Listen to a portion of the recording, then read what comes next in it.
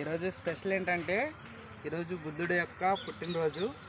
మనం చూస్తూ ఉంటాం గతంలో మన హిస్టరీ కనుక చూసినట్లయితే ప్రజలంతా కూడా గత జన్మ ఏంటి, పూర్వజన్మ ఏంటి, మళ్ళీ నెక్స్ట్ వచ్చే జన్మ ఏంటి అని ఏడుస్తూ ఉండే టైంలో బుద్ధుడు ఒక జ్ఞాన మార్గాన్ని జ్ఞానబోధన చేసినటువంటి పరిస్థితి ఉంది.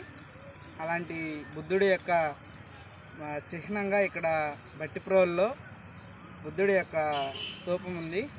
అయితే ఈ స్తూపాన్ని ఈరోజు బుద్ధ జయంతి సందర్భంగా మనం చూడడానికి వచ్చాం. అలాగే నాతో పాటు మా ఫ్రెండ్స్ ఇద్దరిని కూడా రమ్మని చెప్పాను, వాళ్ళు కూడా వచ్చారు. సో మనం ఇక్కడ ఉన్నటువంటి ప్రదేశాన్ని అంతా కూడా చూద్దామండి. ఉన్నటువంటి బౌద్ధ స్తూపం అయితే ఇదే. ఇక్కడికి మనం పైకి వెళ్ళడానికి ఇక్కడ స్టెప్స్ ఉన్నాయి, పైకి వెళ్దామండి. ఇక్కడ నుంచి అయితే మనం పైకి చెప్పులతో వెళ్ళొచ్చో వెళ్ళకూడదు మనకైతే తెలియదు. సో మనం సాంప్రదాయవాదులం కాబట్టి చెప్పులు ఇచ్చేసాం. చూడండి, ఇక్కడైతే మనం ఇక్కడ గవర్నమెంట్కి సంబంధించిన ఒక బోర్డు కూడా ఉంది, నో ఎంట్రీ అని. అంటే పైకి వెళ్ళకూడదు అనేది ఇక్కడ చెప్తున్నటువంటి విషయం కావచ్చు. ఇక్కడ మనం చూస్తే కాన ఈరోజు బుద్ధ జయంతి సందర్భంగా ఇక్కడ ఎవరో బుద్ధుడికి సంబంధించి బుద్ధుడి అభిమానులు ఎవరో వచ్చి పూలదండతో ఆయనకి నివాళులు తెలియజేసినట్టున్నారు. అలాగే దీనికి రకరకాల పేర్లు ఉన్నాయి ఫ్రెండ్స్. దయాల దిబ్బ, భూతాల దిబ్బ అని, భోగంసాని దిబ్బ అని, అక్కడికి వెళ్తే చనిపోతారు అని, అక్కడికి వెళ్ళిన వాళ్ళు తిరిగి రారు అని చెప్పి రకరకాల స్టోరీస్ చెప్తూ ఉంటారు. అయితే ఈ స్టోరీస్ ఏవి కూడా కరెక్ట్ కాదు ఫ్రెండ్స్.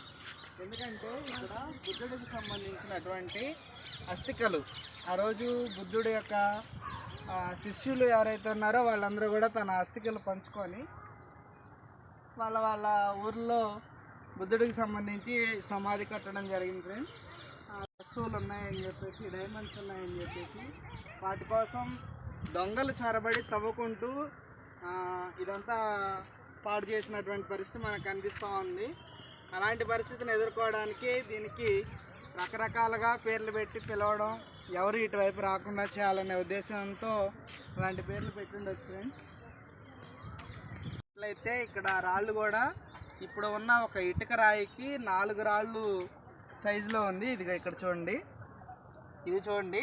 ఇక్కడ నుంచి ఇప్పుడు మనం తయారు చేసే ఇటుక రాళ్ళకి 4 రాళ్ళు కలిపితే ఎంత ఉంటుందో అంత సైజు, అంటే పెద్ద సైజులో ఇటుక రాళ్ళు కూడా ఆ రోజుల్లోనే తయారు చేసినటువంటి నాలెడ్జ్, టెక్నాలజీ కూడా ఆ రోజుల్లో ఉందని చెప్పుకోవచ్చు ఫ్రెండ్స్. ఇది సముద్ర తీరంకి దగ్గరగా ఉండేటువంటిది. ఇదంతా కూడా చెరువు ఫ్రెండ్స్. ఇక్కడ ఈ చెరువులో బహుశా ఈ చెరువు కూడా ఈ స్తూపానికి సంబంధించినటువంటి ప్రాపర్టీస్లో భాగం అని చెప్పేసి మనం అనుకోవచ్చు. అదేవిధంగా ఒక 10 ఇయర్స్ బ్యాకే ఇక్కడ ఈ చెరువులో బుద్ధుడికి ఈ యొక్క 40 అడుగుల విగ్రహాన్ని నిర్మించాలని చెప్పేసి ప్రపోజల్స్ కూడా జరిగినాయి. అది గవర్నమెంట్ ముందుకి తీసుకొని దాన్ని కొంచెం వేగవంతం చేసి ఈ పనులు, అక్కడ బుద్ధుడి యొక్క విగ్రహాన్ని నిర్మించడం, అలాగే ఈ ప్రాంతాన్ని అభివృద్ధి చేసి ఈ ప్రాంతాన్ని పర్యాటక ప్రాంతంగా తీర్చిదిద్దితే ఈ బట్టిప్రోలు అనేది పర్యాటక ప్రాంతంగా చాలా అభివృద్ధి చెందుతుంది ఫ్రెండ్స్. చాలా చరిత్ర కలిగినటువంటి ఈ ప్రాంతంలో ఈరోజు మనం ఉన్నందుకు చాలా గర్వంగా ఫీల్ అవ్వాలి.